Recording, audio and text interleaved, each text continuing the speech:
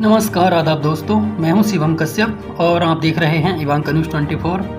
आइए आपको बता दें, संभल में विवाद सिर्फ जमा मस्जिद को लेकर था। अब प्राचीन कल की मंदिर से लेकर 68 तीर्थ और 19 कुओं का सर्वे भी शुरू हो गया है। इसे लेकर लोगों के मन में दो बड़े सवाल हैं। सर्वे क्यों हो रहा है? सर्वे के बाद क्या होगा? दरअसल संभल का जिला प्रशासन चाहता है कि तीर्थ और कुएं फिर से अपने अस्तित्व में आए, कुएं के जरिए वाटर हार्वेस्टिंग हो और भूजल रिचार्ज हो। उत्तर प्रदेश का राज्य पुरातत्व विभाग, स्टेट आर्कियोलॉजिकल डायरेक्टरेट इन सभी जगहों की कार्बन डेटिंग भी कर रहा है ताकि पता चल सके कि ये कुएं और मूर्तियां कितने पुराने हैं।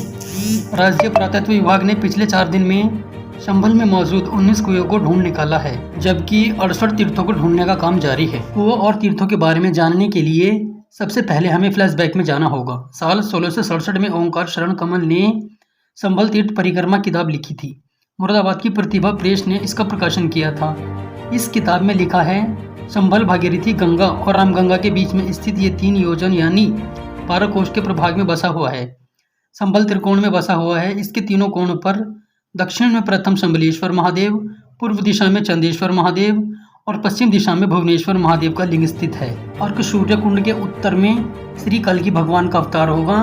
यहाँ प्राचीन हरि मंदिर है। मंदिर की चारों तरफ 2-2 कोष के अंतर्गत संभल के सभी तीर्थ हैं। यहाँ 68 तीर्थ और 19 कुएं हैं। साल 1876 में लिखा गया कि हरि मंदिर का पूरा विवरण, संभल का इतिहास नाम से पुरातत्व विभाग के पहले अधिकारी मेजर जनरल ए कनिंघम के कलकत्ता कार्यकाल में मौजूद हैं। संभल की जामा मस्जिद को मंदिर बताते हुए कोर्ट में जो याचिका दायर हुई है, उसमें हिंदू पक्ष ने एक नक्शा लगाया है। इस नक्शे में उन्होंने संभल में 68 तीर्थ और 19 कुओं का जिक्र किया है। कई और पुरानी किताबों में इन तीर्थ और कुओं का जिक्र मिलता है।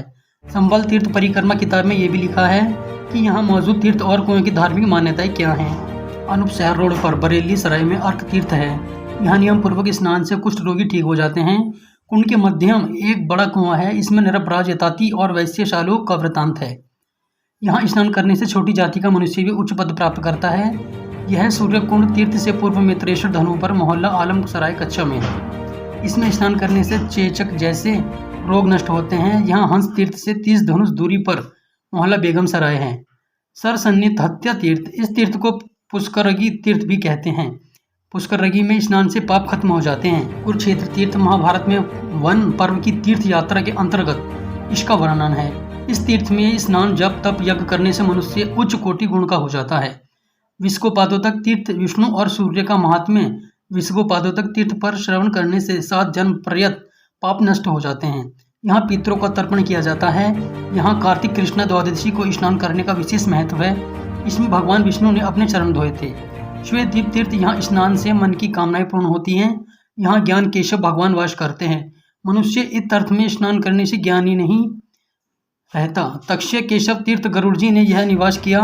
तक्षय केशव तीर्थ में स्नान करने से कृष्ण भगवान प्रसन्न होते हैं। भक्ति में ध्यान लगता है। इनके अलावा शंख माधव तीर्थ, तुलोलार्क तीर्थ, दशामेघ तीर्थ, पिशाच मोहन तीर्थ, चतुर्मुख कूप, नैमिषारण्य तीर्थ, विजय तीर्थ, उद्धरणा तीर्थ, एकांती तीर्थ, श्रावंती तीर्थ, चंद्र तीर्थ, पाप क्षय तीर्थ, चतुसागर तीर्थ, पंचनागिनी कूप, अशोक कूप, यमी तीर्थ, महेशमती तीर्थ, पाप मोचन तीर्थ, कालोदक तीर्थ, सोम तीर्थ, गोतीर्थ, श्रृंगारक तीर्थ, चक्र सुदर्शन तीर्थ की भी अपनी अपनी मान्यताएं इस किताब में लिखी हुई हैं। खगुसराय में 46 साल बाद खुलवाए मंदिर से दिखा सर्वे का रास्ता। संभल में पुरानी कुएं और तीर्थ स्थल खोजे जाने की शुरुआत 14 दिसंबर से हुई। दरअसल जिला प्रशासन ने उस दिन संभल के खगुसराय मोहल्ले में अतिक्रमण के खिलाफ एक अभियान चलाया।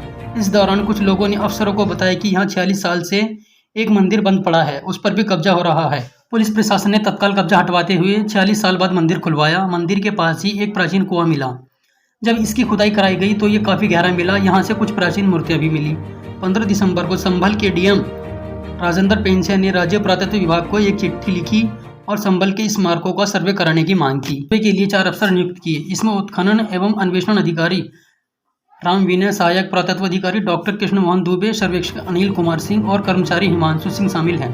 पुरातत्व विभाग की टीम 18 दिसंबर को संभल पहुंच गई। जब तब से ही संभल के प्राचीन कूप और तीर्थों का सर्वे कार्य जारी है। पुराणों में जिस कल्कि मंदिर का जिक्र है, वहां पर भी ये टीम 20 दिसंबर को गई। ऐसा कहा जाता है कि कलयुग में भगवान विष्णु ही कल्कि भगवान के रूप में यहाँ अवतार लेंगे।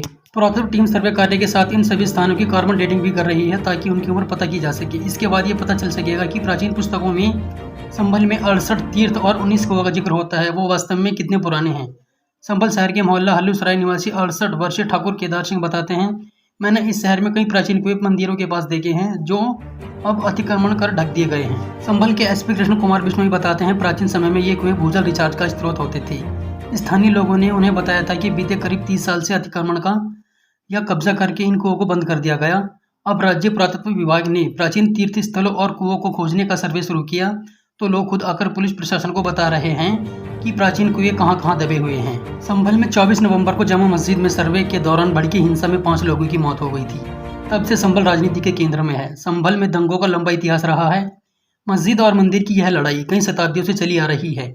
संभल जामा मस्जिद के मंदिर होने को लेकर मुरादाबाद कोर्ट में पहला दावा 1878 में छेदा सिंह नाम के व्यक्ति ने किया था। अब इस केस को कोर्ट ने खारिज कर दिया था।